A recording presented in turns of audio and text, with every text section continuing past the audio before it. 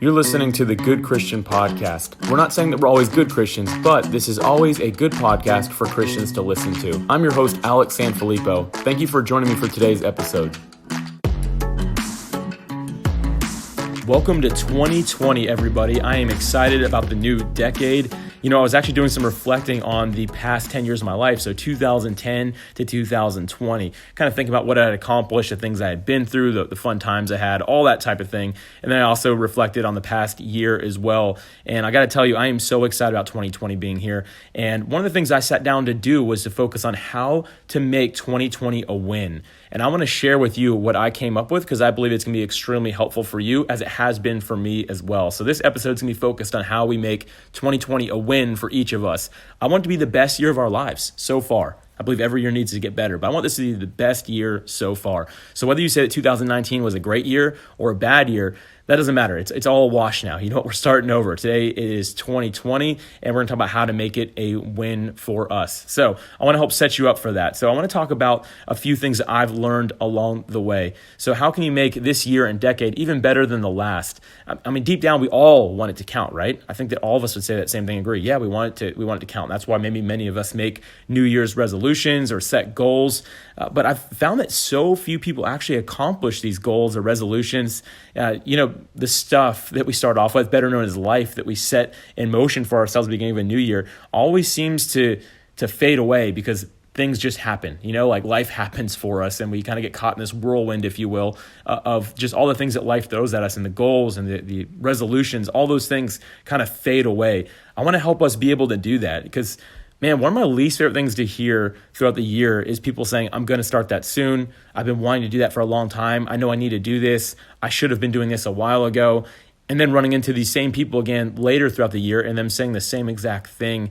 I'm not judging anybody because I've been in a place where I've said that type of thing as well. But man, if that's you, let's start something. That's what I want us to do. I want us to be able to start thinking about what we can do to be proactive instead of reactive in our lives. Yes, life throws some junk at us. Some things come our way that just aren't great. Some of it just really sucks, if I'm gonna be honest with you. But we've got to learn to be proactive instead of just reacting to what's happening in our lives. So I want us to all start taking these steps to figure out how we can do this easily. So if you're one of those people that's been wanting to start something for yourself for years, whether it's a business, a ministry, or just some sort of fun activity you want to do with your family or your friends, whatever it might be, I want to read this quote. It's actually one of my favorite quotes. The best time to plant a tree is 25 years ago. The second best time is today.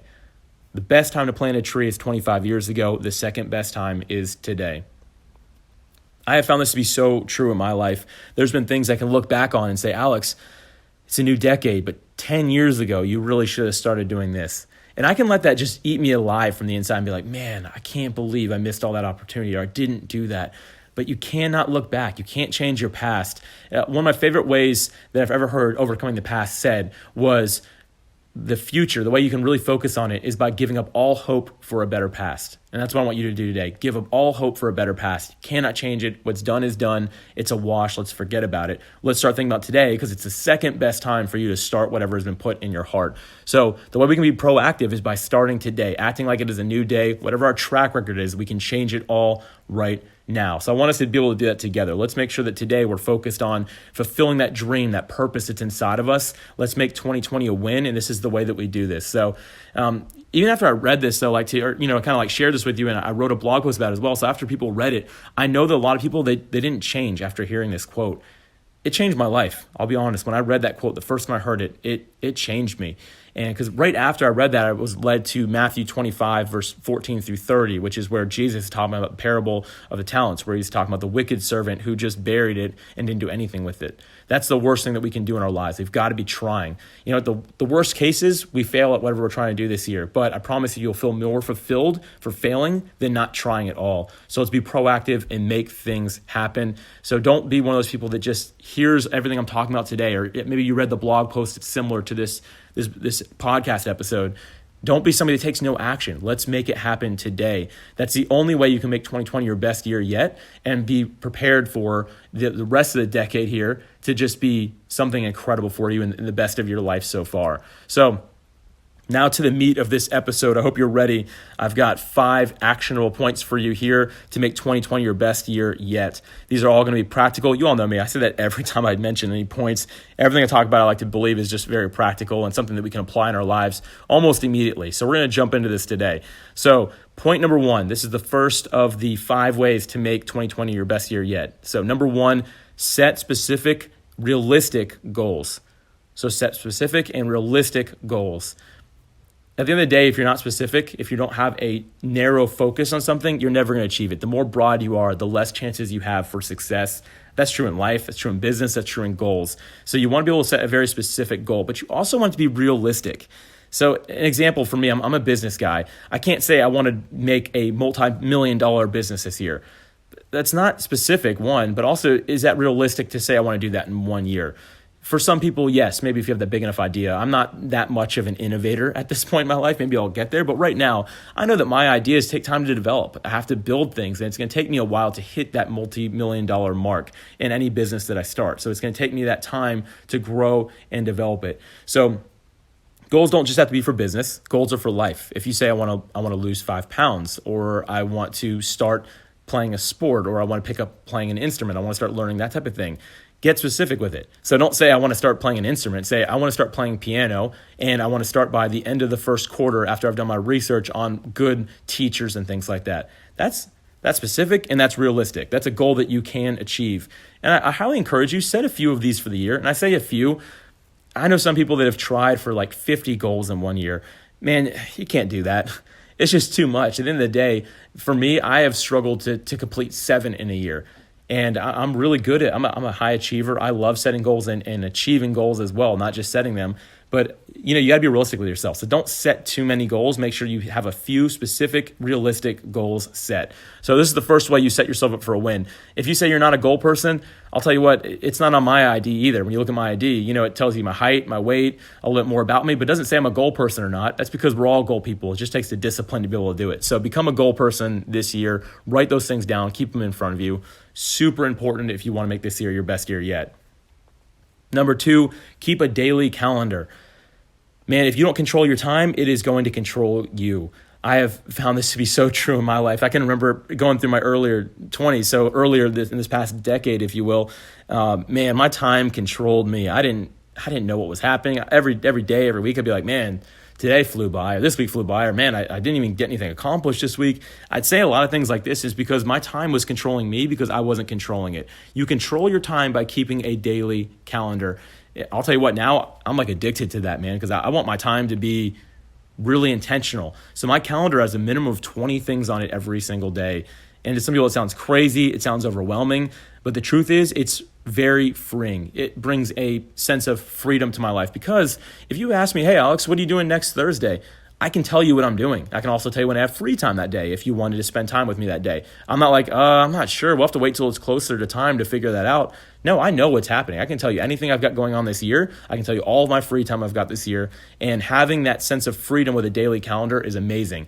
And here's the deal. It ties in really closely to that first point that I shared to set that specific, realistic goal. Put that stuff on your calendar. Break it up. If it's something that's going to take you, this can take me 6 months to accomplish this goal. It's realistic, it's specific, but it's going to take me 6 months. Block it out in your calendar. Say every Thursday from 5 till 7 p.m., I'm going to work on this. And then get really intentional with that. So number 2, for making this year your best year yet, keep a daily calendar. That's so important. You can tell I'm passionate about keeping a calendar, right? It's something that I love. Number 3, create smart habits. There is a book called Atomic Habits by James Clear. I will link to it in the show notes. I'll tell you what, this guy is brilliant. This is a book inspired by God, and I firmly believe that. He just talks about creating these smart habits in our lives, the atomic habits, the things that drive us through every single day and every year of our lives. You can't really, breaking a habit is really hard, but you can change it. You can morph it into something more than it is. So the best way that James Clear talks about doing this is to take inventory of your habits. The best way to do this is get a whiteboard and write the positive habits and the negative habits. So if you're like, well, every day after I go to the gym, I eat a really unhealthy meal and then I sit down and watch TV for 2 hours. That would be a series of unhealthy habits. But if you say, okay, I want to change this. I want to say after I work out, I get a healthy meal, I have it pre-made, ready to go. And then instead of getting on sitting in front of the TV, I'm going to sit down and write part of my goals out for this year. I'm going to work on something else I wanted to accomplish this year as well. So you have to start intentionally creating these smart habits. It goes back to being proactive instead of being reactive. When you start doing this, creating these habits in your life, you'll find that you just kind of automatically start putting yourself in the right direction. That's a really strong point. There's a lot to be said on this. I do encourage you to pick up Atomic Habits by James Clear. I'll have a link to it and also a summary of the book. So if you're like, I don't have time to read another book, it's not one of my goals this year, Alex. Good for you for staying on your goals, first off. But I have a link to a spot that will actually read you a 12-minute version of the book, which is super helpful, and that's what I've done a handful of times as well. So I'll have links to that. But I do encourage you, really check that out. Make sure that you're creating these smart habits. And again, that was my third point. Number 4, invest in friendships. I love people. I love the people that God has placed in my life. However, they are really easy to forget sometimes. And I don't mean that in a mean way or anything like that, but sometimes, man, I'm on the grind sometimes. It's like I am so focused on that calendar, focused on those goals, getting them done. I can forget friendships at times, and that is probably the most dangerous place to be. If you accomplish making specific goals and reaching them and keeping a solid calendar this year and have just nothing but excellent habits, but you don't invest in friendships, 2020 will not be the best year of your life. And I'll say that again, 2020 will not be the best year of your life if you do not invest in friendships. This is just such an important piece of life. God made us to do community, to have community together. He made us to do life together, not alone. And you've got to be the friend that all of your friends need, because all of us are going to struggle with this. As life gets busier, as it's, the day-to-day becomes more and more demanding, the things that we have to do, that we have to keep up with, friendships are the first thing to go. And in the world today, people are lonelier than ever before. I've written about that. I've done podcast episodes about it. But man, we've got to be the difference. We've got to be the ones willing to reach out. And I've done this really intentionally. I've actually developed a system. I have a spreadsheet. Sounds super weird, maybe, for monitoring my friendships. Like, have I reached out to these people? I basically identified the most important people that God has placed in my life, and I have a schedule for keeping up with them. And at the end of the day, I think about these people all the time because God has blessed me with these friendships. So I don't always follow it like exactly, but it's basically a catch-all, like I guess a safety net, if you will, is a better way to say it. If I haven't talked to a certain friend in a month, I say, this is somebody I really want to make sure I'm intentional with this friendship. I haven't talked to them in a month. It's great to have this Excel spreadsheet. It tells me you need to follow up because you have not talked to this person. And just being intentional with that. So you want to invest in those friendships. Give 110% to the people in your life. Help them succeed in their goals. Share this podcast episode with them so they're able to do the same and to learn and grow themselves and make 2020 their best year. Care about the people that God has placed in your life, because I firmly believe that every friend is a blessing from God. So again, number 4, invest in friendships. Number 5, keep God first and seek Him continuously.